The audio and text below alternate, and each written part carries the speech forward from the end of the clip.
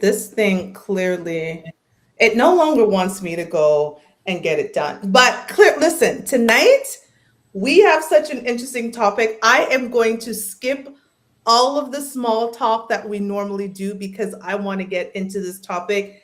Tonight, we are not reviewing Netflix. We are actually talking to someone who grew up in a real life polygamous family who's going to give us first-hand knowledge about what that is like. So, if those of you who do not know what's going on out there in the ether, there is a show called The Polygamist on Netflix that has become all the rage. And we want to know how much of what we saw is fact and how much of what we saw is fiction. So, without further ado, I'm actually going to bring our guests to the stage, and then I'm also going to play basically the trailer for The Polygamist. But before I do that, Kwame is going to join us. Welcome. Hi. Welcome. Hi, nice to meet you guys. I'm glad to be here to be part of the show.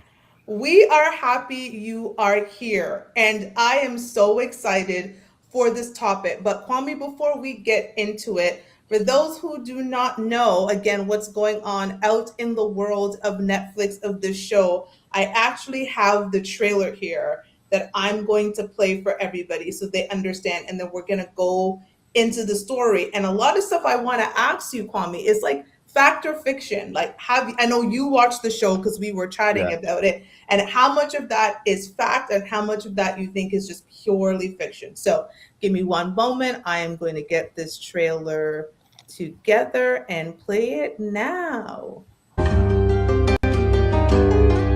Naibuzenya behamba namabhadi mayijibuyele esibayeni sabathakathi ithunyiwe nangihamba yodwa nje mayijibuyele esibayeni sabathakathi.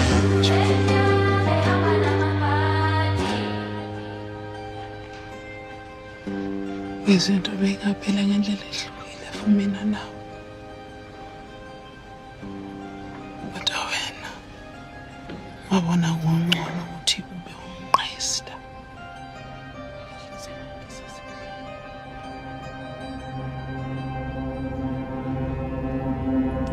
You motherfucker.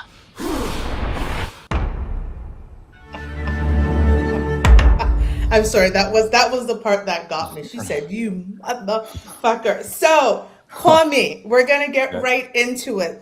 Please let people know kind of your background and your experience in this concept of polygamy.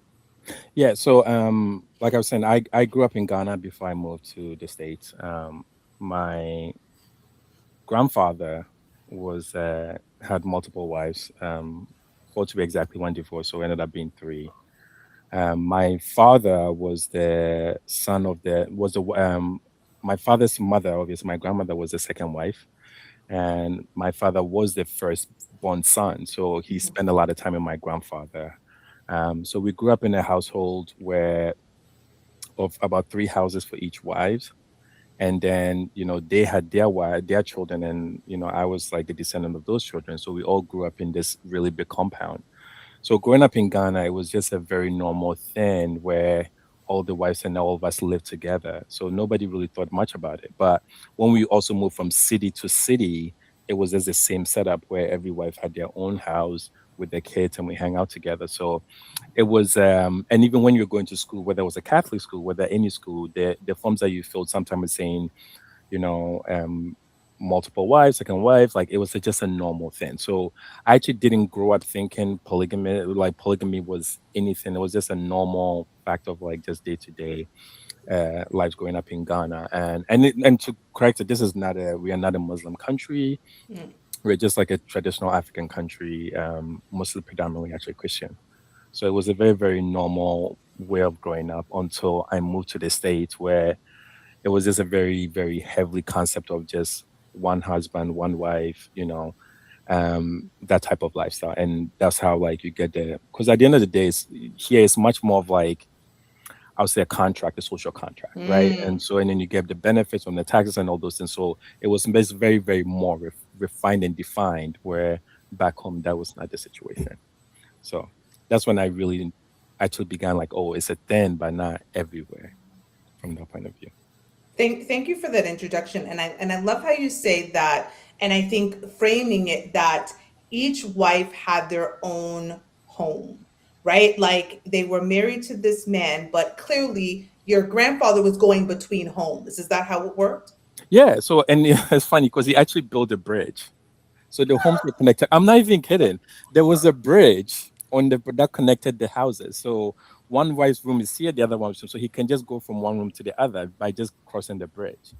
But you can't keep all of them in this. And I didn't understand why. And so later was this when you can't keep all of them in the same house because when you put women in the same dwelling together for a long time, their periods align. So the way they split time was, each one at a different period. So when this person had a period, you usually like you don't stay with your husband. So that was his cue to be able to go to the other person's. To the next wife. Yeah. And so for those of you who watch this show and give me a hard time, this Kwame is just proving what I say all the time. There are certain things that are not a poor man's game. Yeah. And I think the Americanized concept of polygamy is this idea that you get these multiple women and you guys are all living together because you guys are all building together and all the money is going into one pot. But the traditional sense is a man has the means to be able to independently take care of each wife. 100%. And back in the days, if it was like a cattle herd or a farm, the more kids you had, the more affluent you were because you can use more because you have a bigger economies of scale. They can where you can build a bigger farm, you can build a bigger herd, you can build all those things. That's how it was traditionally. So in this modern world where you try to practice it, you have to have the means. One, not just even the financial, you also have to have the physical means because if you have three wives, you're seeing one today, you might not see that same person until a month later. So whatever buildup has gone in, she's seen you as like, oh my God, I haven't seen this person for like a whole month. While you, on the other hand, you're going from, so one, you have to stay physically healthy. You have to stay mentally healthy. You have to also be financially wealthy. You have to be all those things. So when we talk about, like I said, when we talk about leadership and an alpha male and ability to do that, is somebody that just like has really truly defined and found himself and has really been able to build on it on all these levels. And so when it comes to the person being able to follow, it's easier for whoever he ends up with, whether it's multiple, for them to be able to follow that person. And I think sometimes that is where it's like it requires a lot of discipline on all fronts to be able to keep it going because the person has to believe in it. They have to see you as a leader that they can follow. Yeah. Even in like animals, like the lion and the pride, that's how it is. You need to be able to prove that both on all levels. And I'm curious to know, did you ever speak to because again, in my mind, as we talked about backstage, was that I feel like you had multiple grandmothers, but your Yes. biological grandmother, did you ever speak to her about her perspective of the situation? Yeah, so when I spoke, and sometimes I go to my dad more. So the first wife initially, when they got married, the children weren't coming. Like you have one, and then all of a sudden, like you go a year or two where it's not coming. So at that point, somebody that's wealthy, example, is like I can't like I want multiple children. So that was how she came into the picture, right? And then she also had one or two or three, and then it wasn't coming anymore. And then the other one came into the picture, but she's much younger. She's the one that is that I'm going to a new ball or gala I can take with me, whatever that might be. But initially, it was always more the kids are not coming, so there's a desire that I want more kids, so I want to take another one. So if he went and explained to the other women that, hey, I understand that we wanted to have kids. What you've had one or two, and then all of a sudden we've gone 2 or 3 years where the kids are no longer coming. Is it okay if I bring somebody into the picture? Ideally, you want to ask and for them to say yes, but sometimes you don't like. You never want to get to the point where you don't ask, and all of a sudden, hey, here's your new wife. You don't. Any man that's strong enough can make a case for the other women to be able to understand. Where people have been cutting corners is mostly they go build a separate house all the way somewhere different, in like a different town, and then they have a whole wife and a whole family there that the other ones don't know about. That comes up as like extremely disingenuous, and that's never good. A true person that's like a leader, you don't have to do that. You don't have to lie to be able to get what you think like will be right for you and your family. And I love that because that's exactly what Jonas did in The Polygamist. Jonas lied and lied and lied. However, what you said about the kids is so fascinating because that's one piece I will say that The Polygamist got right, and that is a fact. You have to look at Jonas's moves in that show. He loved having children. And I don't want to ruin the show for everyone, but he Hmm. had children with all of his wives. And the idea that his wives could no longer have children or would refuse to give him more children bothered him. You could It see in a does. certain scene that he was not about this. Like, I have to have my offspring. So I will say Netflix got that piece right Hundred based on what percent. you're saying, is that he wanted offsprings. Is it about lineage in terms of Yes, continuing yes, lineage? because it's a sense of like that kind of paternalistic view of things that if I've really made it, I've made it financial, I've made it emotionally, but I've made it also through my offspring that I've actually been able to produce that can kind of continue my legacy. So it's a lot of pride that they take in their ability to know that I can be able to have as many children as possible. Because at that point, money is not an object. It's like, can I Hmm. probably can I have enough that some portion of my legacy continues to live on? So for my grandfather and like others, it was a big thing. Like, hey, I have 20 kids, I have 30 kids, and all of them are taken care of. It's almost like I'm flexing. That is their version of flexing back then. So that leads me to ask, how many kids did your grandfather have? Mm. Um, about 22, Jesus. Wow. and he could have had more if the other one. Yeah, and some died, but about 22. Yeah. Between the four wives, because you said he divorced Three, one. yeah, yeah. The first one, I think the children weren't coming at all, so he's like, I can't. Oh, that's why he divorced her. Okay, so let me go back. So the initial first wife is the one he divorced because she was unable to have children. Yes, Got you. See, we're learning but it wasn't something like it was new. divorced, but they're not divorced because it's like you divorced, but who is she going to marry her? So she's almost like you still have to support her. So it's like I'm not. It's not like a true divorce. It's like I'm just not going to come to your house anymore. But hold on, did she still have a house that he supported? Yeah, you have to. It's like you have to buy one, but it's like I'm just not going to come there anymore. So it's like you're not going to get a visit. So it's in a indirect way, kind of ish.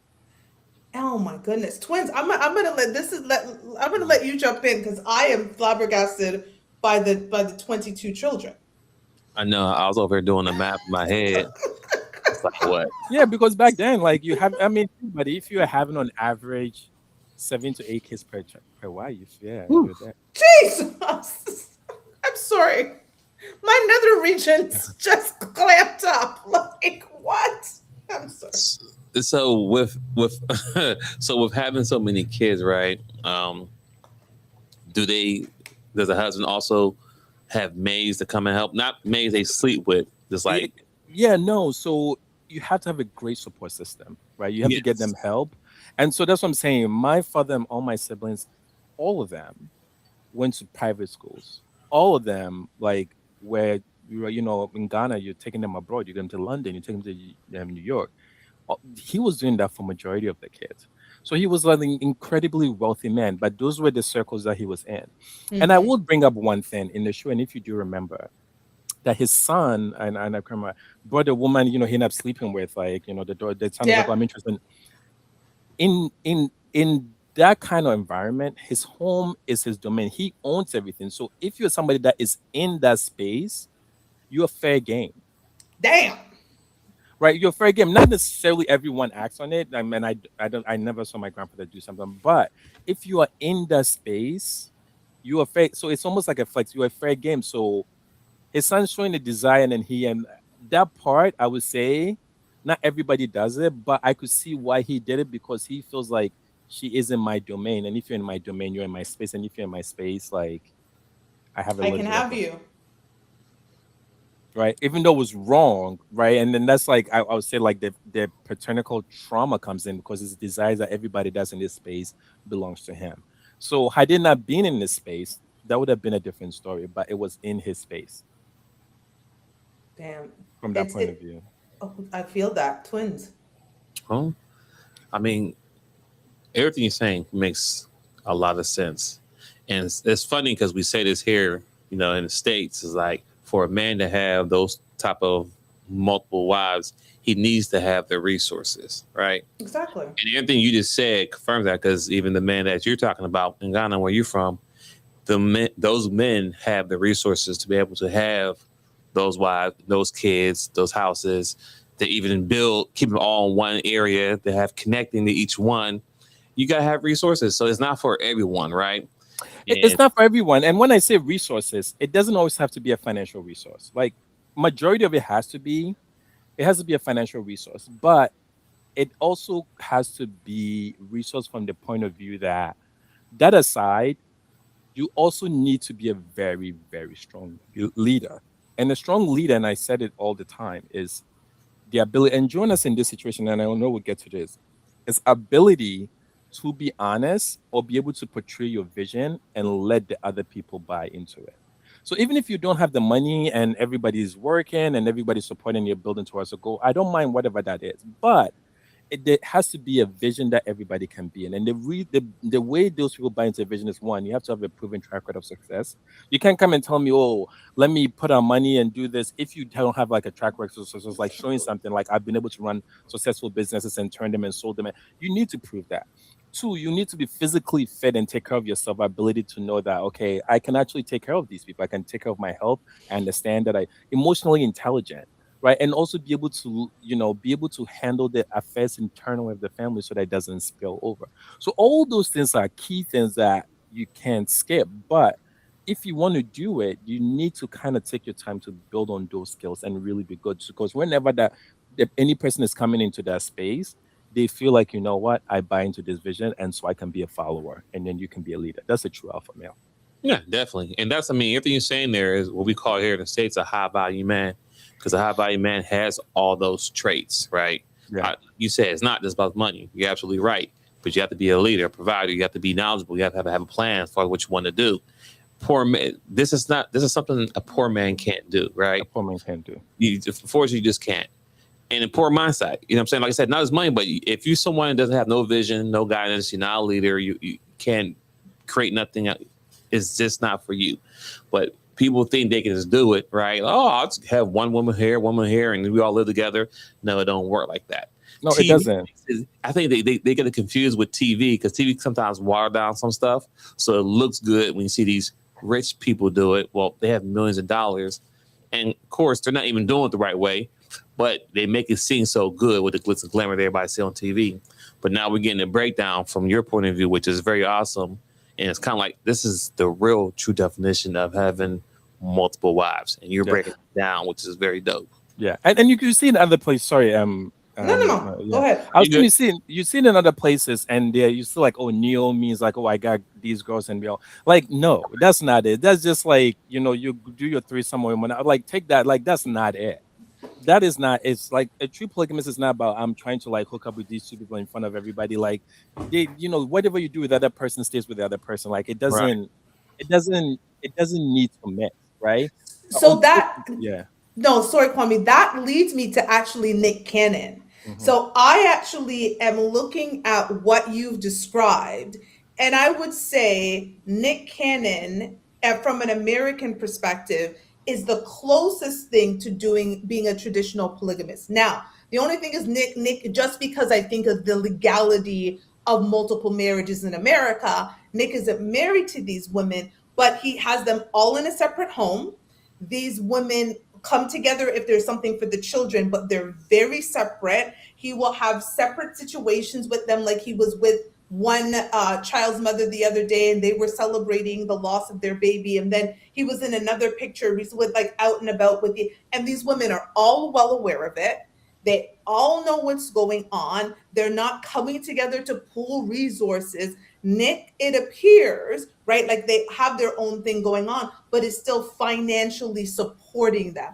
versus a Neil situation, which I think is very different. It's just that I want to be non-monogamous or ethically Exactly. non-monogamous, Yeah. but it's not really a polygamous situation where No. I think because of the religion also that Nick Cannon practices, he believes in this concept of being able to have multiple wives, and also he has multiple children with those women. To your point earlier about the children, like Nick goes back to the same women and he keeps adding women and having children with them. Exactly.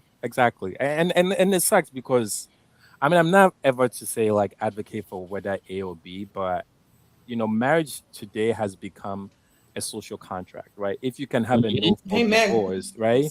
Then So, it's like as the you divorced people. yeah, it's like the economics of it, right? That's literally what it is. It's never, if I am a man and I feel like I can have and I can provide and I can do all these things, should I be given the ability to? Yes. If I'm a woman, I think I can the same thing. I want to be able to have multiple kids. My husband today, I have one child, wakes up tomorrow and says, I don't want any more kids. I'm done with this.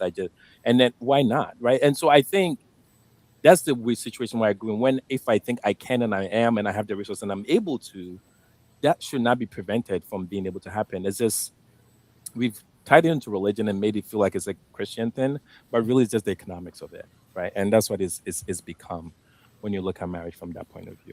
See, all you people that get at me in the comments and try to be on me, yes, this is about economics.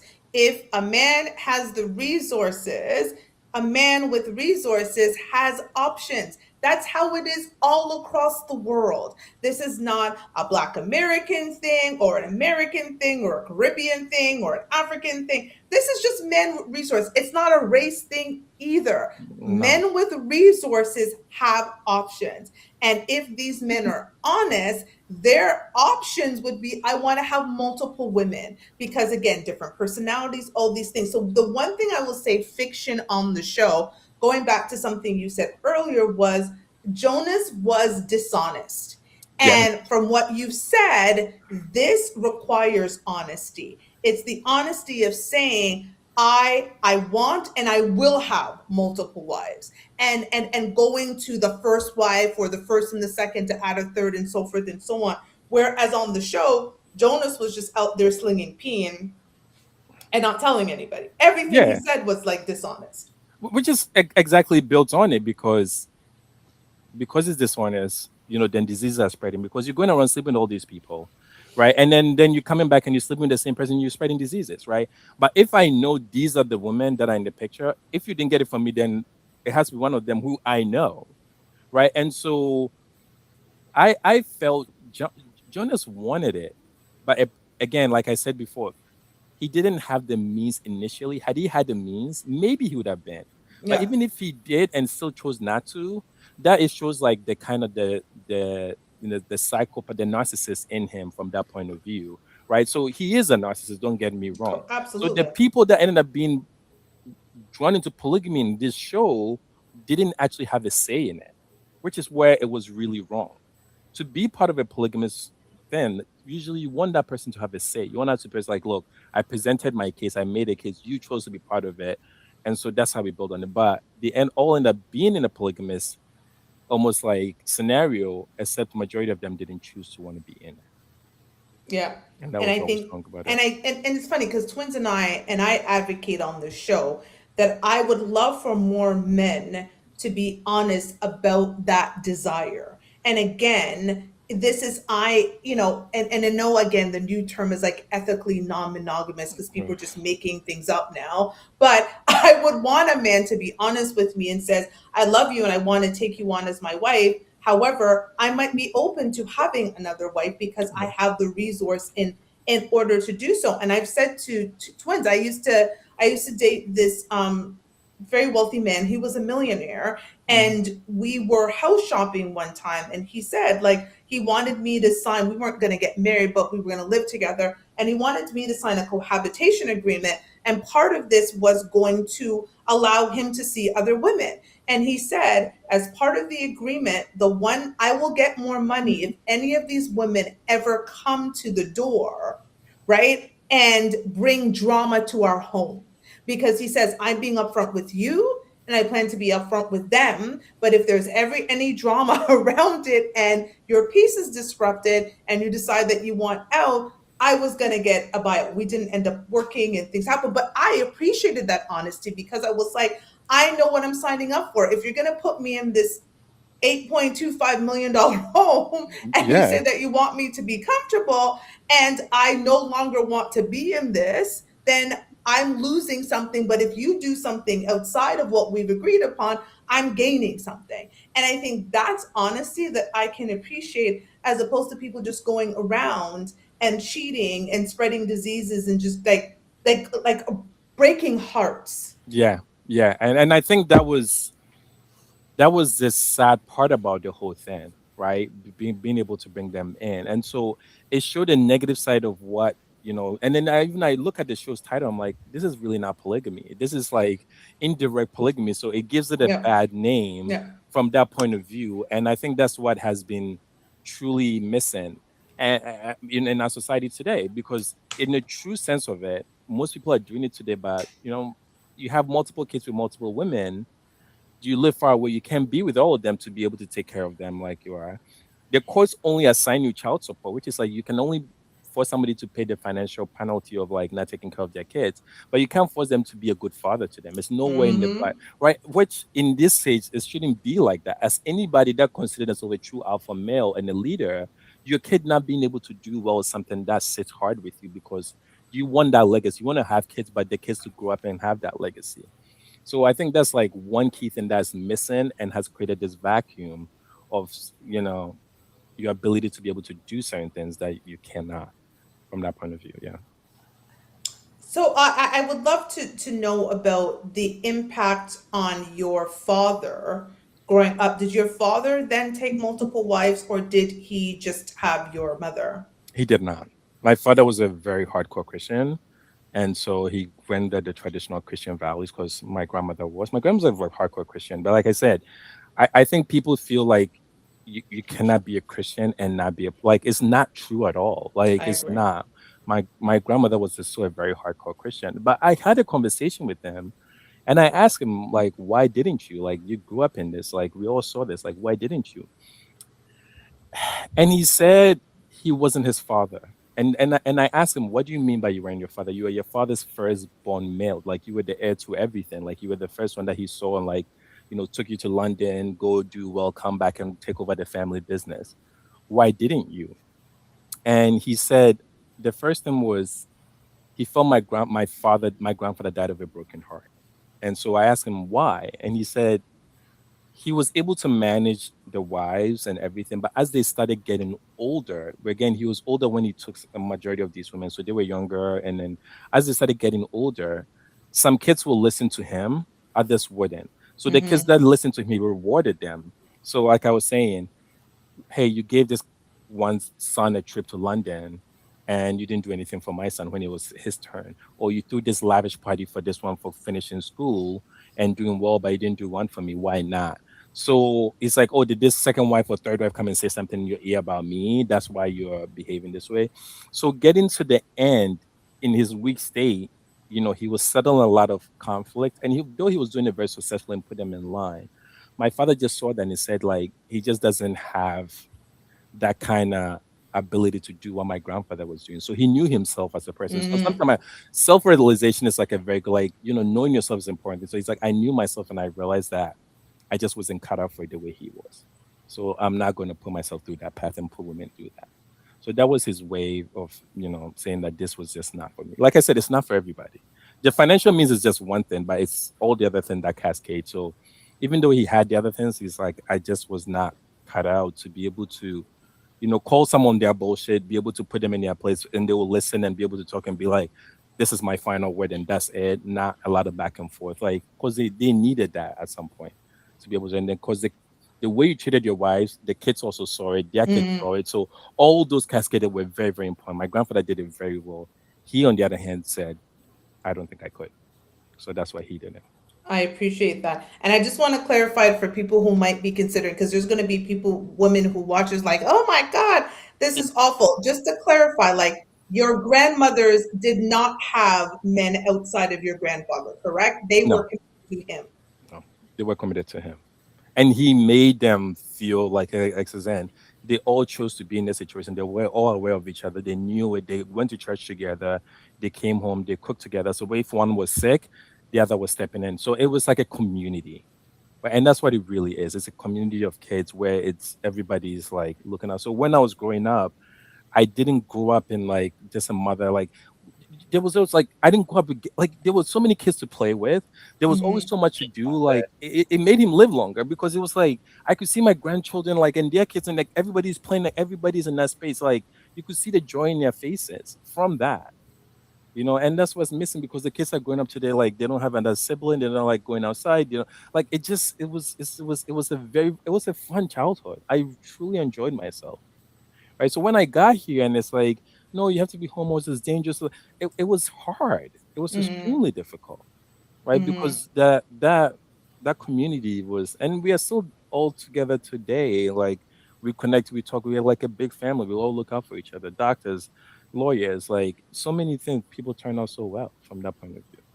Yeah, I would say it takes a community to raise a child, right? It And I does. think and I think that was the key. Like growing back home in Jamaica, that was like a big thing of having family together. And my dad was his own polygamist, except he lied and cheated. But I love you, Daddy. Yeah. Rest in peace. Okay, I love my dad, love my daddy, but he was a cheater, and I'm honest about that. But you see, that's the thing. Like, I think if a man can really be and I think the honesty is the hard part because there's this strong desire. I really want this person, and if I'm honest, the person is going to walk away. And because of that, but if you can really ever tell compound story, majority will walk away. But the ones that stay, for sure that they're staying because of, they believe in this, they believe in you, they're doing it for you. So it's not necessarily. It, And Go ahead. now, I'm saying one thing the show also got 100% right, like to the T, is the body after death. Mm, People the fight think, for the body. the fight for the body is 100% real.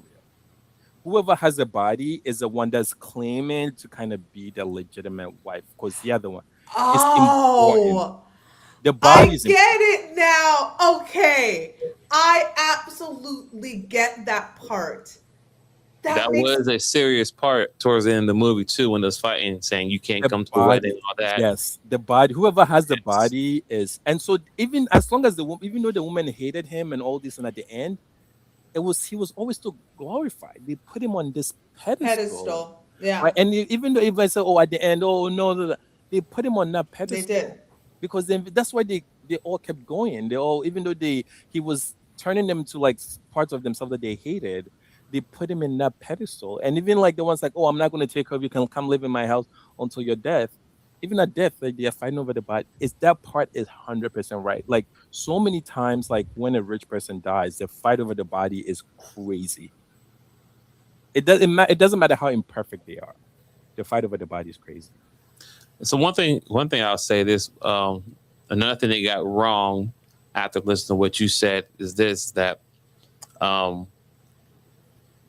in the show, right, Jonas was a horrible father to all of his kids, right? Versus that you saying that all the kids, like the father was definitely a part of the kids grooming and, everybody getting along with each other and building them up. He didn't have no relationship with really his kids. Not even his son. I mean, he even was fighting them or messed with his girl or whatever case may be, we want to call that. But he had a horrible relationship because like the real second wife's daughter that was put on the side burner the whole time, and she didn't really get a chance to really grow up with her siblings. Yeah. All she wanted was spend time with him. Go to a lunch with him and do father and daughter stuff. He did nothing with it. He was a horrible father when it comes to that. Yeah. And also in addition to that, no friend or brother will say, oh, I'm going to indirectly marry somebody and then so that you can be, a wife to that person whenever you want to. That was like no man would do that. What's the guy's name? His brother. Yeah, when his brother was pretending to be the second wife's husband because the first wife didn't know. Like that, I thought he spent 19 years of his life pretending to be something he was not. Like, I agree with you. I just thought that was strange. Yeah, that part, like, no, that is not. In reality, that will not happen at all. But in the past, like when a man died, they married their wife to the younger brother, whoever is next in line. Because you have to understand, like they had nothing else to go to. Like they were, if you were like 30 years old with 4 kids, what are you gonna do? Like you have to marry them to the next person so that it continues. So there was a very, very specific path and lineage for some of these things to happen, right? And so you just don't like you're married into a family. Like when they say you're married to a family, you really are married into a family. So that all those things were very important. Except, we still use a lot of the terminology. Oh, it takes a community. You're married into a family. I don't think Yeah. people really understand when you Yeah. start saying these things, like where that derived from. So if the husband dies, the wife is meant to then marry a brother, assuming he has a brother and probably generally does, Yeah. like the next brother in line. Yeah, and when I say married to the person, it doesn't mean go have a sexual affair with them. You can, but most of the time, it means that she can come to you and says like, my kids need medicine, my kids need food. Like they 100% become your responsibility. Interesting. It becomes your responsibility, and even then, like, and I don't know if you've seen the shows, like, if the wife couldn't have kids, they will send you to the brother.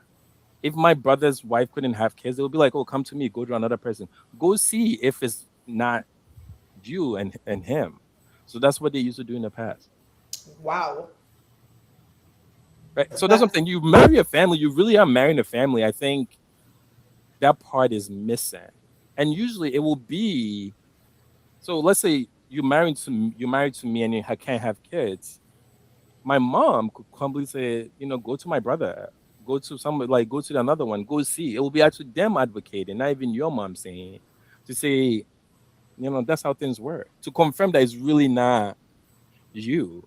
So you really are marrying the family.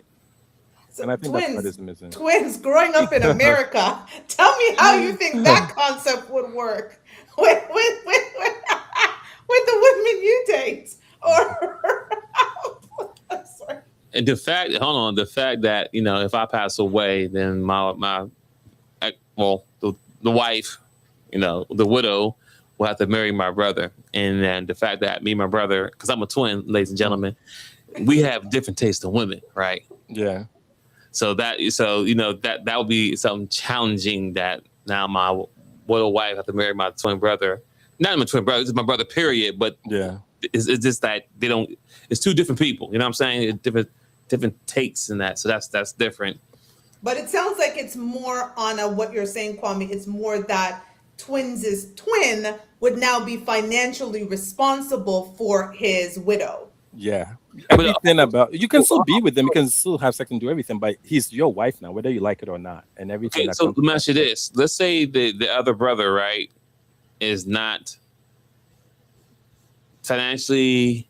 He's not the alpha man, the high value man that I am, right? How does that work? Does she say no to him, or she's just got to deal with it? So you got to deal with that. Ooh, I mean, that's what I'm saying. If he's not high value, but you, the woman, have your own money and you think you're okay, yeah. then that's fine. But if anything that comes between you, you're going to go to him, because he is, in many ways, like your de Your new facto husband. husband. Yeah, whether Yeah. you like it or not. Either way, like or not, you got to deal with it. Yeah.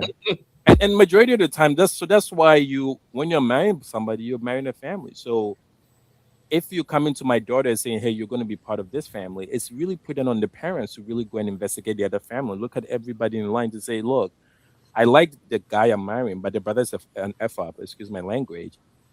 That bothers me. That, in case something happens to him, now I have to like deal with this F up person. So that's Yeah. why the family is always important, that you do your investigation, because you really are marrying a family. You're marrying into the family.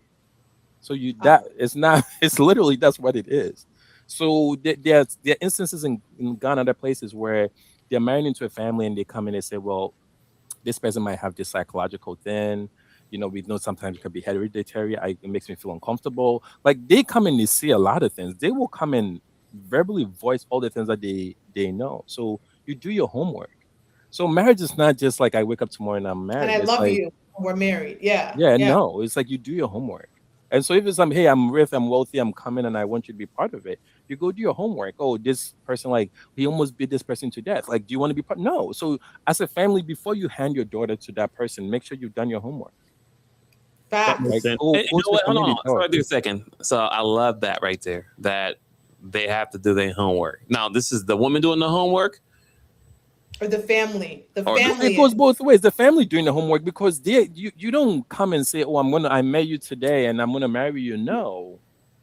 I met you today, so I'm coming to your family to come see if I can marry you, and then they have to approve. But before you say yes, don't say, oh, because of money, because of the, you go do your homework, right? And so when you say, oh, I'm ready to divorce the person, you don't go and say, well, I'm divorcing you. You gave alcohol? It's like they call schnapps. You go with the schnapps. So they give you schnapps when you're taking your daughter. Okay, I'm taking my daughter, I'm giving you schnapps.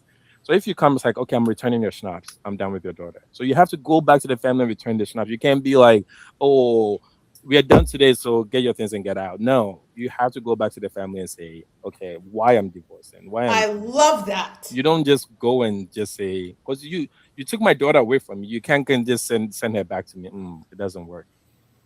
So, like I said, that is very important now, because that's something that's not done here in the States. Is that people don't do the research. Now, granted, people are not marrying somebody to marry their brother XYZ, but just the initial guy who they will be with, they don't do enough research to see if this guy is going to be the standard. You know what I'm saying? That is going to check every box out that you need for you and your family to be successful.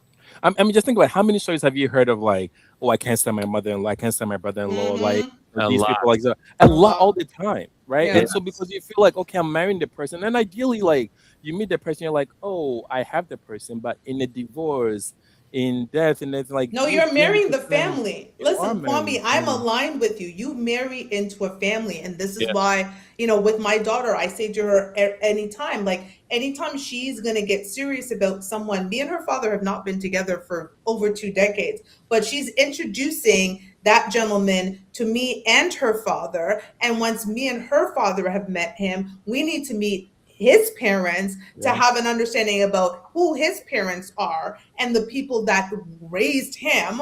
Like, did you raise him to be a good, valuable man, or did you raise him like this wolf? Like, and I've always said that for me is important, because I think it is important for the families to get along, because in a marriage, you need a support system.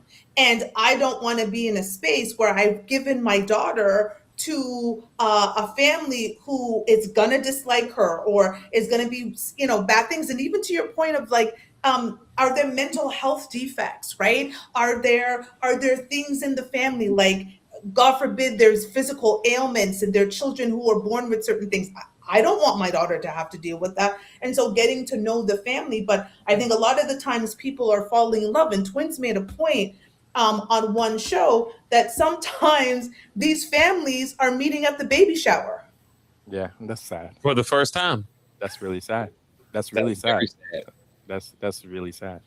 Like, And when a that's not. baby's coming, now everybody's meeting, but no one sat down and met before. And I promised myself that was not going to be the situation with my daughter, because I know what type of environment I want her to be in when me and her father give her away. And I think that's the piece that people forget. You do give your child away. Yeah. Like, I'm giving, this is why they say, who gives this woman to marry? And the parents have to say, we do.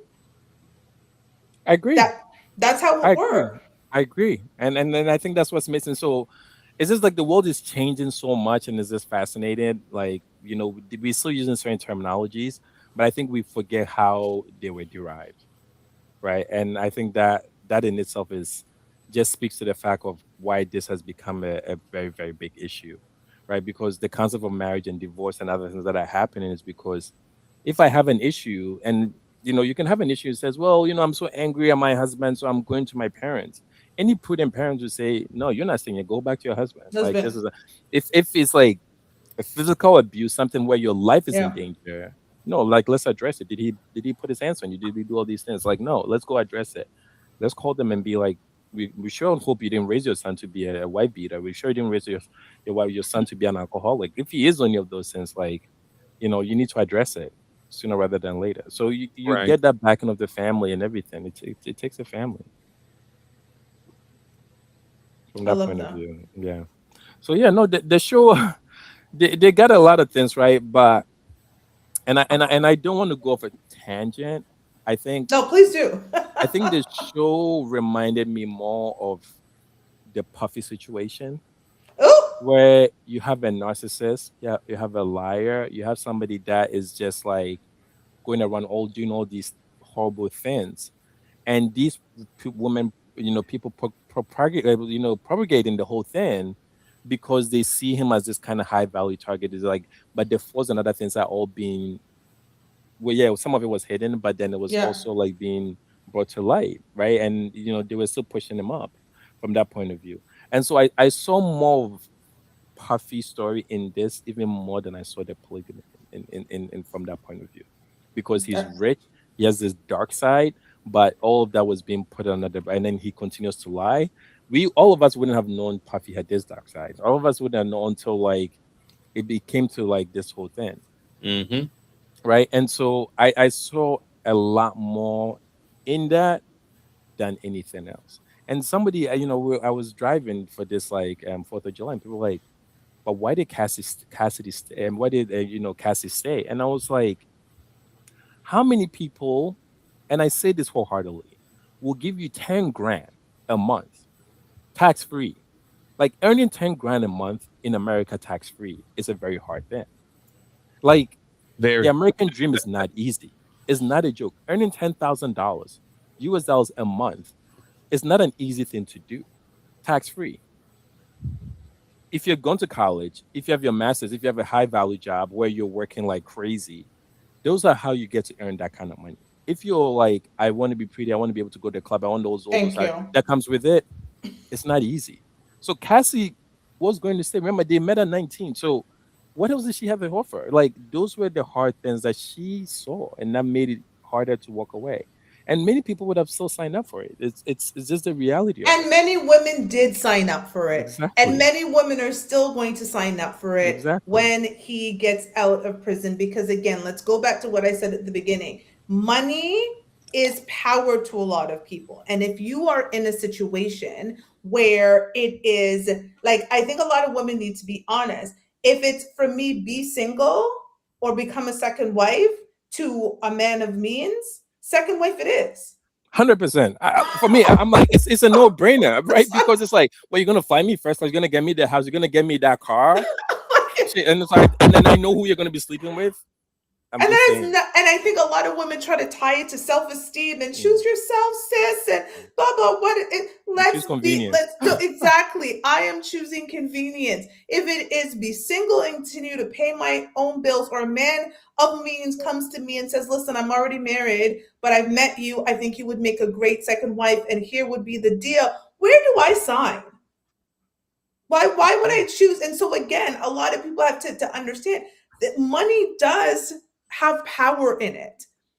Now, there are some people like Diddy who don't have great character and have money. Jonas, and this is why I love that you said that, because Jonas was that. There was a lot of deceit. But when we look at every other wife except for Joyce, every other woman he dealt with in the show, the money is what got them. Yes, it was the fact that he was a powerful figure, right? And he did but it was the money, because this again is not a poor man's game. He had the It's not. resources, he had the power, he could also hire people to be in his company. Yeah. Diddy did that too, right? He hired women who worked for him. And so you're now in this position, you are around all of these wealthy people, you have all of these resources. What are you going to go date the janitor after that? So I even No. get your point of, if the woman becomes a widow, like she stays in the family because the family has the means to continue to support her, or she's out there going to go date the McDonald's worker? No, It's not gonna. Yeah, it's not happening. it's not. It's not. And so then, and then so I think that's like the key thing. Like, is they're not going to. So money is very powerful, and I think people underestimate from that point of view. And I think we're always like so used to, oh, I want somebody that makes 100,000. I make somebody that makes 200,000. Great, but if you look at the percentage of people that actually make that amount, right? They are saying that majority of Americans, 76% of Americans will never make $100,000 in their lifetime. Not because they can't. It's just their path that they want would just never put them there. Right. And so somebody that with means and convenience, look, I don't want to go stand in the bus on the winter waiting for the bus to take me to work. If I can get that nice car to pick me up and take me there, or like find me first class, I flew business class. I'm like, well, it's hard to go back to economy. It's hard to go back. Okay, I'm not gonna lie to you. It's hard to go back. It is very difficult when you live a certain thing and you're accustomed to a certain thing to go back. And so that's the reality, is that the money was the control mechanism for wife number 2, 3, and the little side thing, right? Joyce was the only one that was immune. And it was like he told the truth to all of the other women who were controlled by the money. Joyce was the only one he lied to. Because remember, wife number 2 knew he was married. Wife number 3 knew he was married. She went after him. And the little young thing clearly knew he was married because she was his daughter's best friend. And it was the money and the lifestyle. And all of a sudden, they're eating 10-course meals. Like a 10-course meal, most women don't even know anything about a 4-course meal and an amuse-bouche. Okay, now you're doing a 10-course meal and you want me to go back and date the guy who's changing the fryer at McDonald's? It's just not gonna happen, and that's the reality. Hey, we gotta chill on McDonald's slang. sorry, McDonald's. Sorry. Yeah, man. But owning the franchise is a different thing. Changing the oil, changing the oil on the fryer is a whole different job. Okay? Fry guy, no. Exactly. You the owner, you got franchise guy, absolutely, but fryer guy, absolutely not. And I think people need to recognize it. So it's always so interesting, and I love that you come on the show where men will talk about women being gold diggers and so forth. And I've gotten a lot of flack for a lot of things that I've said. And it's because most men don't understand hypergamy. Like my father was very big on hypergamy. He told a man who asked me to marry him, "You do not have enough money for me to give you my daughter." Ooh. Period. My father was not joking. My friends were like, what is... And he was serious. He was like, you do not... Because if I give you my daughter, my expectation is that she's not coming back to me to ask for assistance in any way because you now are taking care of her. And he looked at that man and said, I did not marry him. He said, you do not have enough money so that I don't have to worry about my daughter. And that is hypergamy. Most fathers want their daughters to marry men who are going to take care of them, because that is the traditional sense of you give your daughter away into that new family, and that daughter is not supposed to come back to you and say, "Daddy, can I make sure my phone bill is paid?" Or John can't pay the mortgage this month. Daddy, can you give us? No. You are supposed to be taking care of that child. And that's all it is, hypergamy. It's not gold. Now, some women are gold diggers. I will say that. But for women who understand the concept of hypergamy, or for daddy's girl whose father was all about it, that's how it's supposed to be. You're supposed to marry up. And that's what I think you've talked about. I'm sure many of your grandfather's wives married up. They did. 100%. They did. And he was like I said, he was extremely wealthy, and he had the character, the charisma, he had the vision, and then he also had the mental fortitude to be able to deal with all of that. And I think all of those things would, Also, let's throw in there the human factor, right? At the end of the day, we know people have feelings. So these women, right, that's married to one guy, right, they have feelings, right? So you have to understand, when he's with that one lady for a month, they're lonely for a month, right?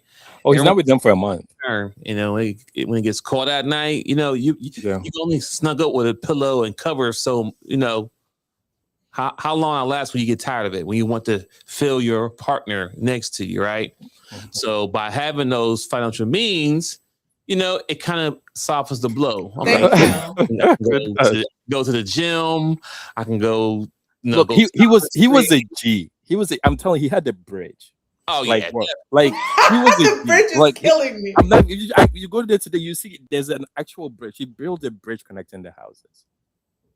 Right. And wife room is here, then there's a bridge. So if he wants to go, he doesn't have to go downstairs. He can just go from one room house to the other by just connecting the bridge. He was a true G, but they all knew exactly what What they they were signed getting up themselves for. into. Right. It was, and I think that was, I think would be all so much. That's one thing I'm learning. Like, it, honesty is so hard, but if you could be honest, like, it just saves so much headache. Thank you.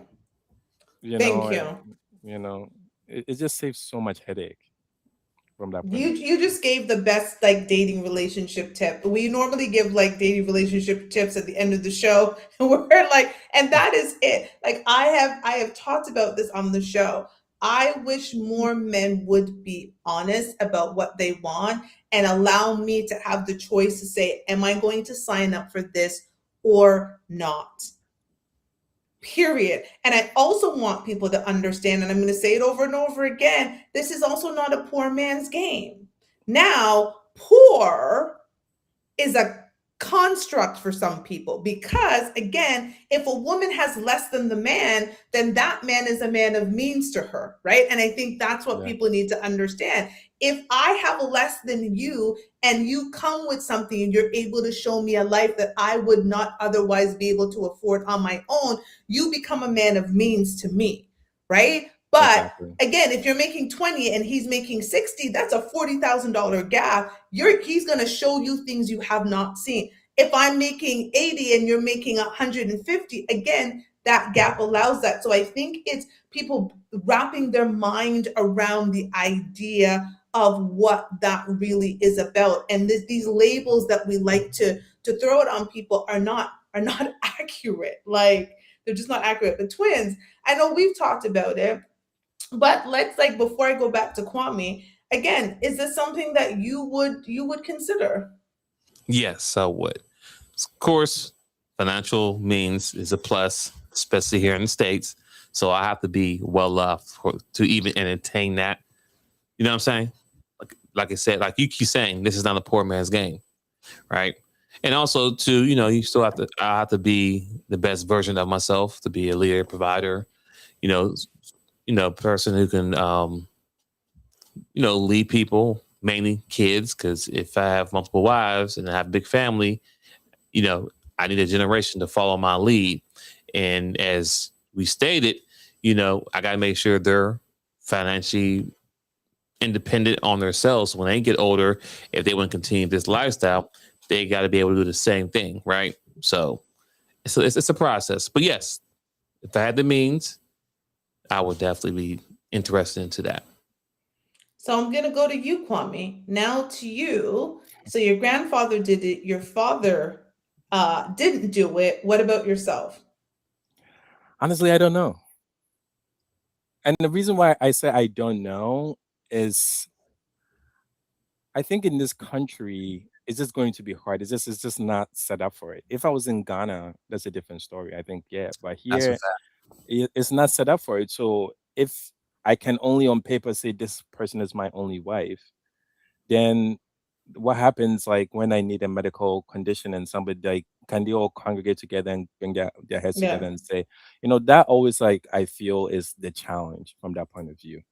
Right. And in terms of like just pure polygamy, from that, so that's what I would say is that will be the hard part about it because it's so demonized here, right? And you I also wonder don't get why. that little bit economics, it's Yeah. demonized. It's like I don't care what anybody says, it comes down to economics. Like marriage is literally Absolutely. like It's all about money. yeah. And I think they just done such a good job selling us on that, right? From that point of view. That before you could just work at anywhere, you'd be able to buy a house. Now both families are working and it's still not enough to be able to like live that American or Canadian dream or whatever. So the economics of it is where so I don't know. Would you We'll ever see. move back to Ghana? Yeah, 100%. It will be more of like a hybrid, go here, there. Well, obviously you have the means. It's like, look, let me get you a house in Ghana, a house in Saint Tropez, like get a house everywhere. Yeah. That's dope right Working there. towards my dream. Yeah.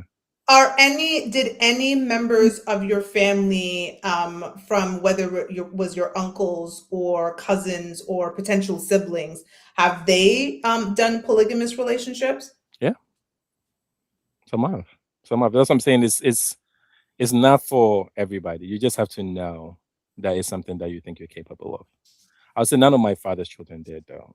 Not because of anything. It's just more from the point of view that like um most of this as like 99% just moved to the States. Mhm, mhm. Yeah, but the ones that stayed home, yeah. The ones that stayed back in Ghana, they've My partaken other in. my extended family, yes. Yeah, yeah. So that compound with it still exists Oh, with there the is there. bridge. I stay there all the time. I Okay. love that space. I just go and I feel sad because it's the kids are there. It's not most of them like left to go to the States or Canada or because he was one of those where it's like I it's as a flex. I want all my kids to like get in Western education. So he paid for them Yeah. to go. Majority of them ended up staying and marrying and doing other things. So they'll go to Ghana for vacation and whatnot. So when I'm there, I'm always in that house. And it's like literally like five different places, every single one built the exact same way. Three houses connected by a bridge. He was a G. I give him a lot of credit for it. I was like, he knew what he was doing. He did it the right way. I would say, what is one positive thing that you learned coming out? I'm so sorry. There's like a fly in my house. What is like one positive thing you learned growing up in a polygamous family? The community. It was just big. Like there was just never enough kids to play with. There was never enough of anything. There was like I never grew up saying like, oh, I'm hungry. This like we really all had each other. And I think that was what made it beautiful because you can't say, well, I have a child, I need to go around somebody, I have nobody to leave him with. Yeah. Oh, I need to, this person got sick and we need to rush him to the hospital. There was always somebody for something, right? That's All so. the time, Mhm. right? We're getting ready in the morning. We all get ready. We're going to school. We're in the bus. We all know each. It was a community, right? It was a legitimate community It of all sounded, of it us sounded like you had like a family reunion every day. every day. Yeah. It was just so much, like it was so much fun. And the kids we were playing, like we have one soccer ball. We just like we're playing, and it's like no, now everybody needs to go to sleep. And so if you wake up and like the house is already loud, that it's just like so when we go back now, they're like, well, it feels so empty because everybody has grown, but that next gen hasn't come. So they're like, it's so quiet here without you guys. It's like Yeah. so empty. It's like even the people around the community yearn for it, like so much. Yeah. So I would say the community was, I would say, the most important thing. And the fact that we all knew, and because it wasn't a secret and you were just in it, there was not like a scandal thing. It's like, okay, just a part of my day-to-day life. I don't think much about it. And so that's why I think made it so like beautiful. So when I came here and I was mentioning, I was like, at some point I was like, oh, I actually need to be quiet about it. I can't say anything, right? Because it was just like On. so frowned upon, Yeah. right? Okay. And that's a Would you say that you had, like, looking back, there was any negative experiences that came out of it?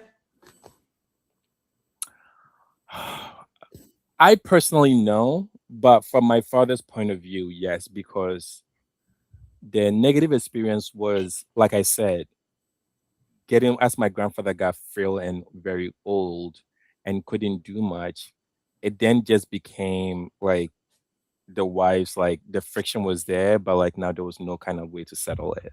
There Yeah. was no, my father couldn't do it because I traditionally history because he was the oldest, but otherwise are like go stand in the corner, like yo, who are you, right? And so he couldn't do that, and so even though my grandfather had an amazing will with like everybody knew what house that they were in, others were like, well, you know what? Yeah, you were the second wife, but you're kind of getting this nice house. Like, even though, like, look, you're getting a Porsche, but I really wanted that Lambo. Maybe Yeah. that Lambo was meant for me. So it became like petty fights from the wives on like little things. And it's like woman nature. It's like, Mm-hmm. right? It became, so I would say that was the part where even though he did an amazing job leaving everything, I still think like he thought they would still be able to function well without him. When he was gone, Unfortunately, yeah. when he was gone, they didn't function too well sometimes when they were gone. Because Mm. they That were was used, sorry to cut you, it sounds like they were used to a certain type of structure that he provided, and then once he was gone, that structure was gone. yeah. Pretty much. Yeah, and there was no transitional then, like at that time. My father couldn't step in because he was just a son of the second one. So if he step in, they're like, "Oh, you're doing anything in favor of your mother? You're trying to put your Mm. family first." So you know what I mean. So those were the little things that created friction from that. But when we came in the picture and we started growing older, the beef, like all the property had been settled. Yeah. Whether you liked it or not, you were better at some point. You've moved on.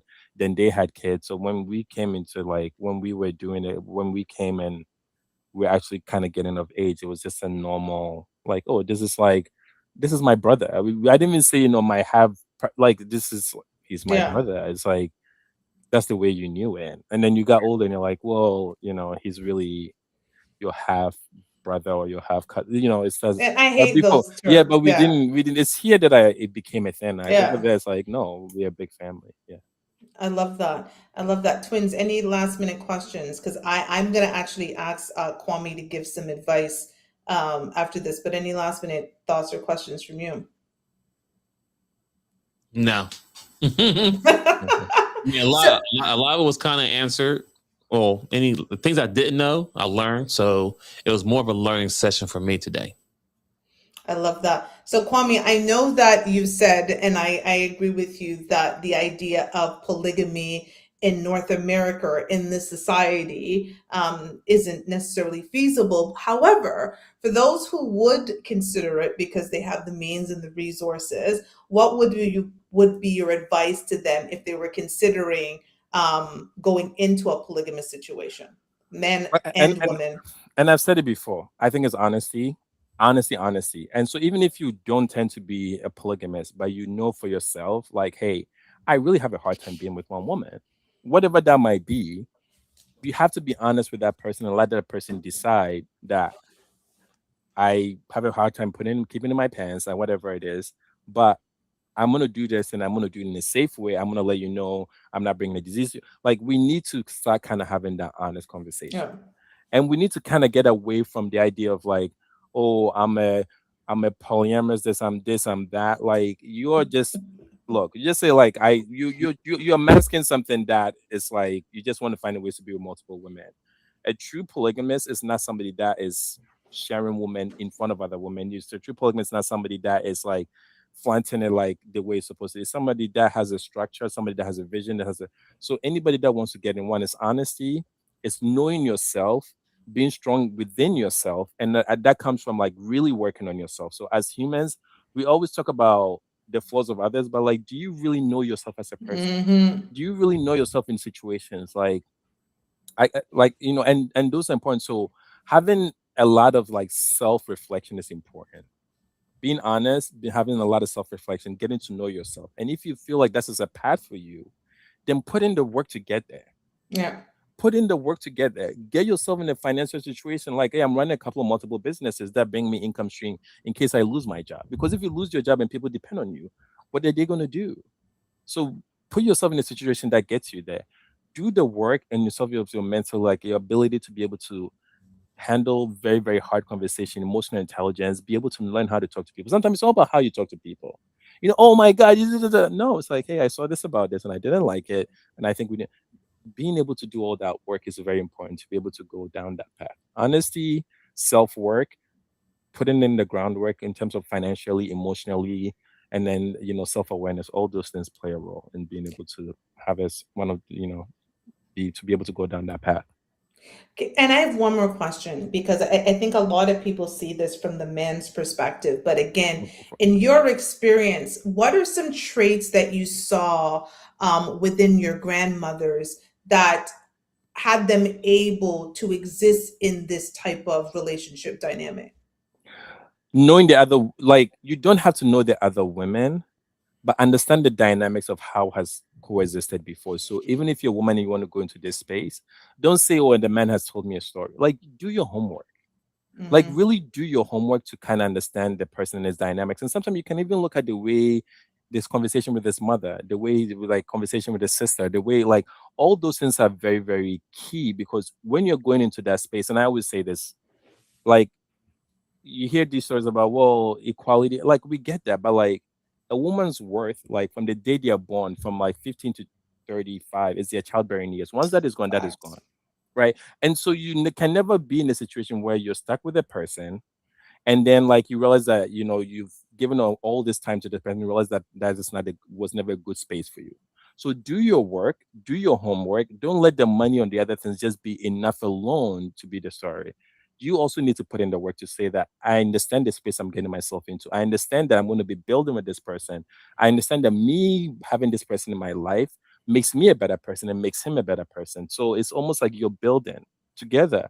And building together doesn't always necessarily mean that you're only like a financial thing. It's like building together because when he's better, you are better. And when you're both better, you benefit more. 1 + 1 doesn't make 2, it actually makes 3. That's why in business they call synergy. So that's what I would say, doing the work. So. Twins?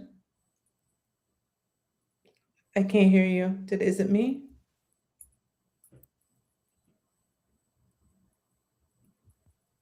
It might be. Okay. But I think that's interesting. I find like a lot of women would not, I would say in a North American perspective, would not be able to deal with that situation because they're so focused and worried about the other women, right? And what's going on with the other women. And I think that's where I think the struggle is. Like it, Twins and I even talk about it all the time. Like if you find out your man cheats on you, often a lot of women are asking, what does she look like? The focus is always on the other woman and not necessarily on what's happened in that relationship. Can you guys still hear me? Yeah, we can. And I think Okay. you're right. And again, because society has trained us that way. Because if he's with somebody else, it means he's taken away from you. Yeah. If it's given to one person, it means like even though there could be enough to go around for everybody. Because you want that house, like giving you you want that car, you got that car, you're like, oh no, but did you find out that he bought that person a jet and they give me a jet, even though before that house and the car was good enough, right? So true.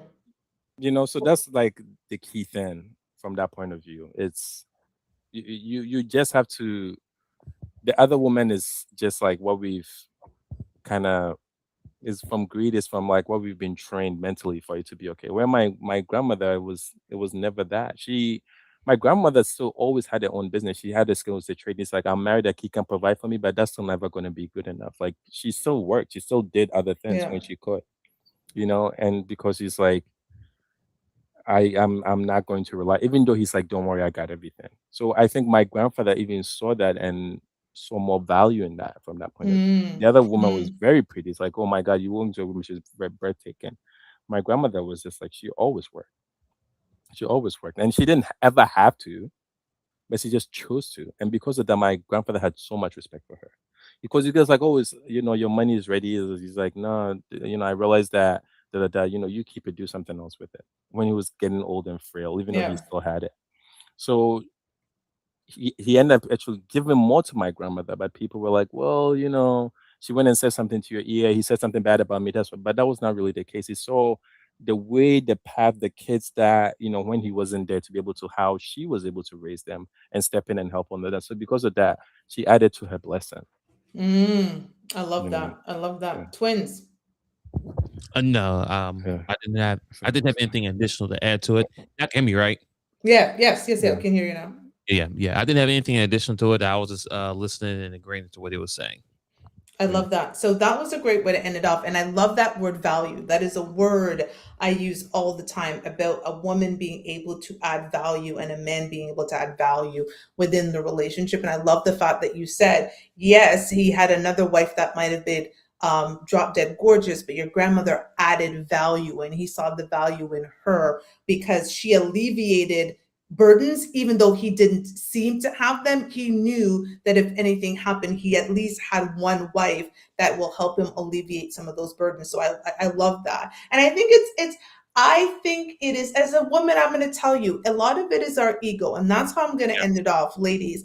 A lot of the times for this is, I'm so sorry, my phone fell, my blah. But a lot of it comes down to ego for us. We would like to think that we should be enough, right? Like I would like to think that I should be enough for my husband, and therefore by the virtue of him meeting me and getting with me, I should fulfill all of his needs, desires, and wants, and he should need for nothing more. But I think that is a ridiculous concept, right? Like I've always thought, I think it's a ridiculous concept. He doesn't become deaf, dumb, and blind because he's with me. He's going to have natural desires.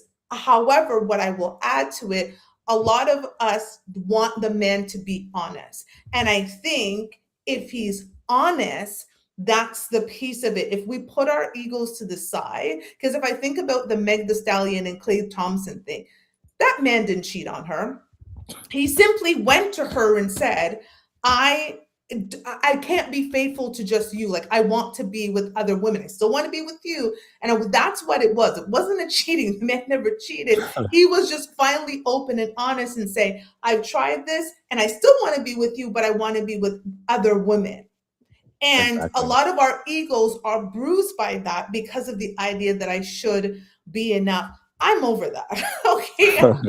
I've always thought monogamy is unnatural, and I've had to deal with men who were not honest. So for me, a man that is honest and comes to me and is like and says, listen, I want you, but I also want to have this dynamic and this dynamic, and I'm giving you the choice of staying in it or not, then that's entirely up to me. I think the problem is when you take away my choice. So I would caution women of judging other women who get into this situation and think it has anything to do with low self-esteem, but some of it is also survival. Yeah. I think you hit it right in the head. Those are my thoughts. Twins, your final thoughts. Final thoughts on the whole topic as a whole. It's a lot. I mean, I was kind of at what you're saying is that it all comes down to ego. And regardless if it's a polygamous relationship or a regular relationship, it all still comes down to ego. For it to work, you have to put your feelings to the side, right? For the betterment of the family, right? So, not a dating tip, but that is my final thought right there.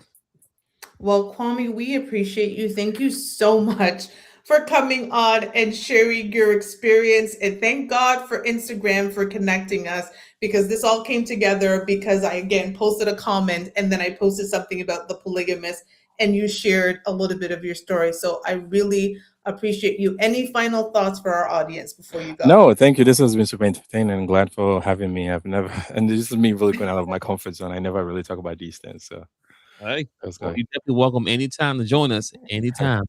Sounds good. Absolutely. So thank you, everybody, for joining us on the replay. For those who watch us live, like, share, subscribe. We're going to put out some amazing clips from this show next week, so look out for them. Again, thank you, Kwame. Thank you, Twins.